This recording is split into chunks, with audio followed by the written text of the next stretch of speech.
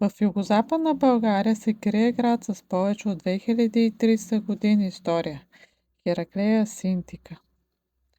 Основан от траки македонци, този град е бил център на търговия и култура. Всяка каменна колона разказва история на векове живот. Археолозите откриват древни монети и надписи, доказващи, че тук са живели хора на Римската империя. Всеки артефакт носи тайната на миналото.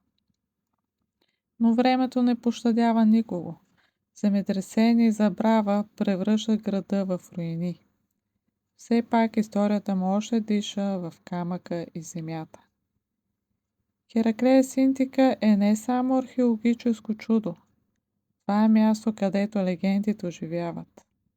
Посети Хераклея Синтика и се докосни до забравената слава на древността. Всяка тухла и всяка останка тук пазят спомена за велики цивилизации, които са минали през този град. Последвайте ни за още интересни факти за България.